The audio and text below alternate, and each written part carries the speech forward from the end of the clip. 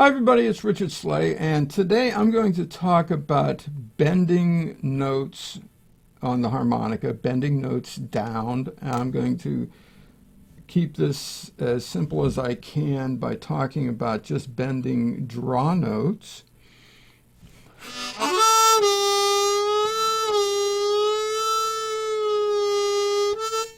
And what's going on when you bend draw notes, and a specific technique that I'm going to show you that may be able to help you get that breakthrough in bending that you've been trying to go for, or refine your technique if you're already able to bend notes. So here, just a quick overview. When you get a harmonica reed vibrating when you get an air current going through it, what happens is it will start the reed vibrating to the pitch that it is tuned to, and it's swinging back and forth, chopping that air up into little puffs of air that create a standing wave, pitched to the reed. If it's a draw reed,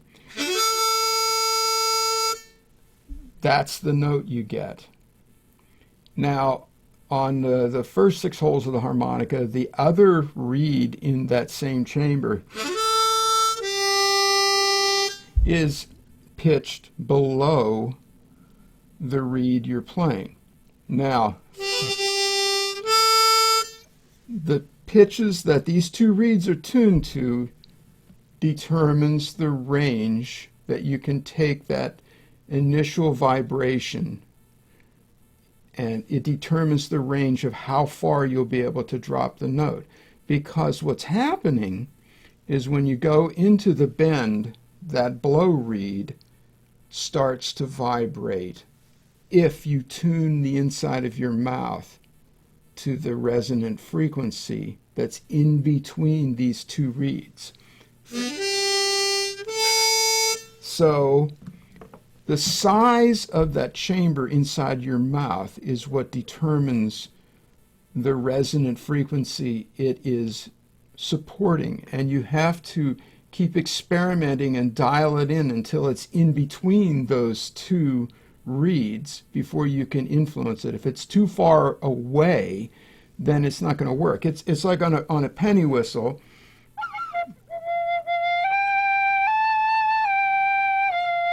The penny whistle gets the standing wave going with a different process. But once you get that vibration happening, as I shorten the tube, the pitch goes up. So this is the same thing that's going on basically inside your mouth when you're bending notes, is you want to keep, basically shortening or lengthening the tube inside your mouth. Only it's more complicated because it's not just a tube, it's the whole shape of the inside of your mouth, and you can influence how big it is to a large degree how you're manipulating your tongue.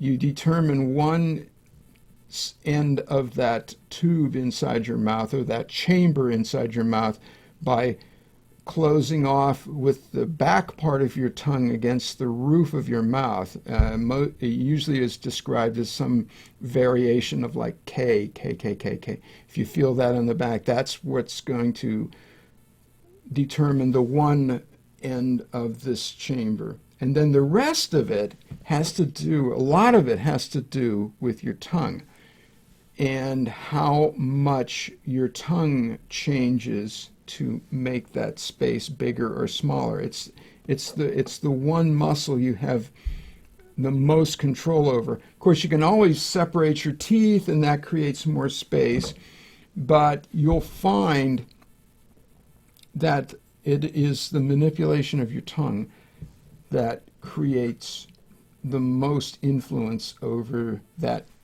size of that space inside of your mouth. So I'm going to give you a visual today about what it is that will give you the most influence, I believe. I mean, this is from my own experience. And here's the visual. You see this spoon?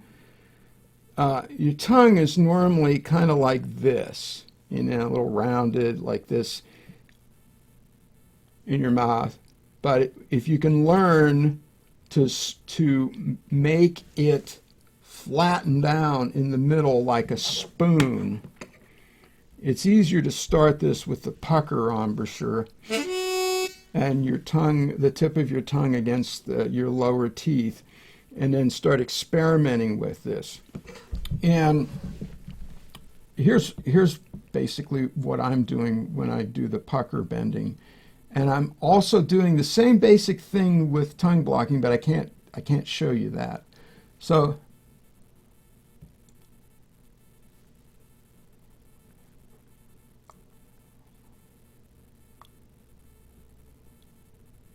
see, I'm changing the shape of my tongue so it starts off kind of like this, and then it ends up like this. I still have the back part of that tongue against the roof of my mouth, but by learning to get this spooned out shape in your tongue, you can also make your tongue go down. And if you're using the front of your tongue to tongue block, then it's more like you've got the tip of your tongue back here. You've got the back part of your tongue closing off with that K embouchure, but everything in between, all that real estate in between, can be scooped out and smashed down to create more space. And because your tongue is such an incredibly malleable muscle, you can learn to do that with great dexterity and to create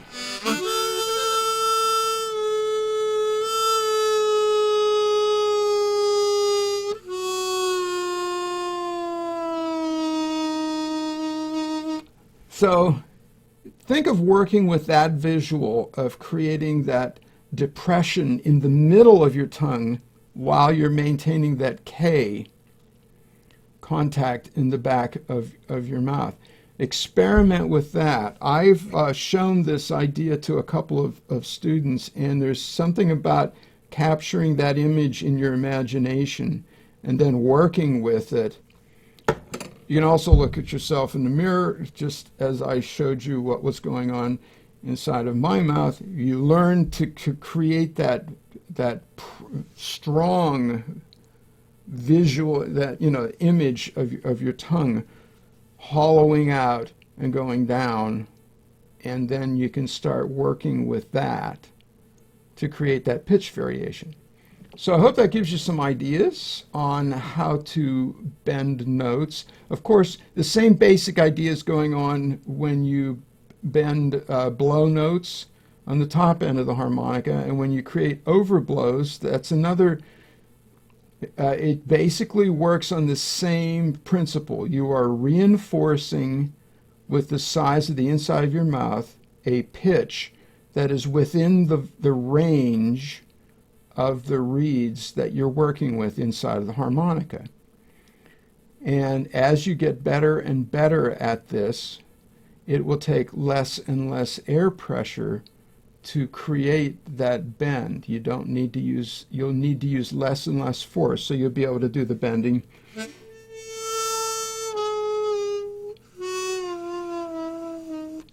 at a much lower volume. So there you go. I hope that gives you some ideas. I will also post some practice ideas to work with on my website, and there you go. Enjoy the process, and I'll see you.